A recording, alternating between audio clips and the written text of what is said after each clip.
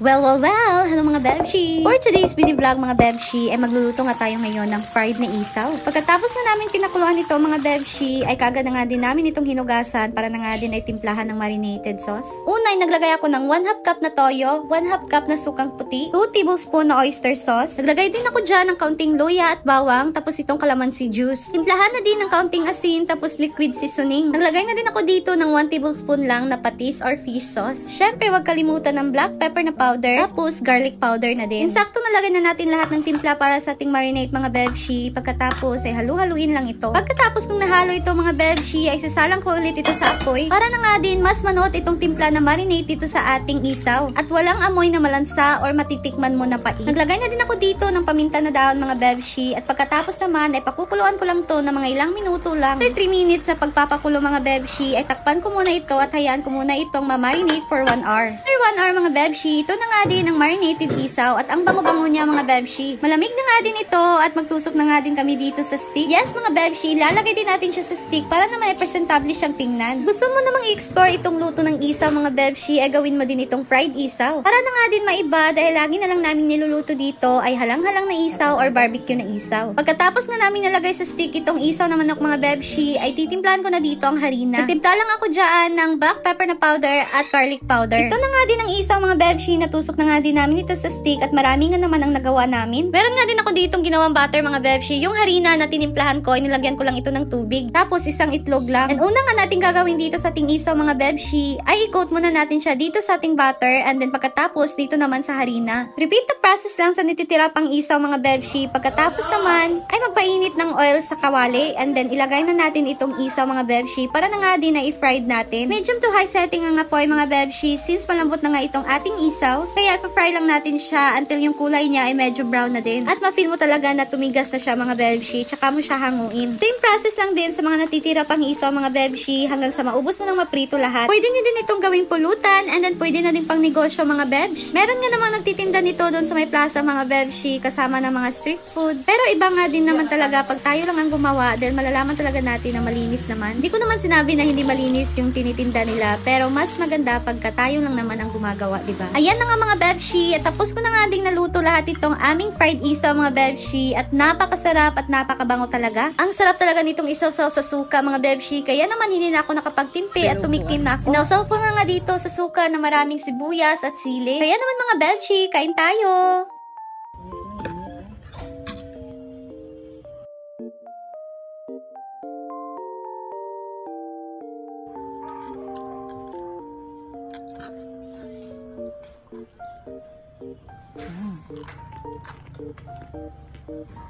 Harap?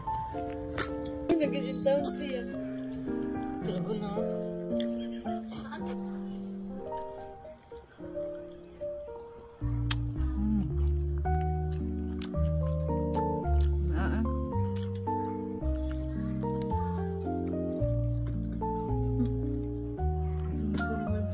Ang sarap mga bebshi at insakto sa timpla kaya trinay ko din dito sa ketchup. Gabi na nga ito mga bebshi kaya hapunan na nga din namin ito at dito kami sa labas ng bahay kumain. Pagpasensyahan nyo talaga ang mukha kong haggard na. Charot. Kaya naman mga bebshi, that's all for today and thank you so much for watching and see you to my next video. Bye!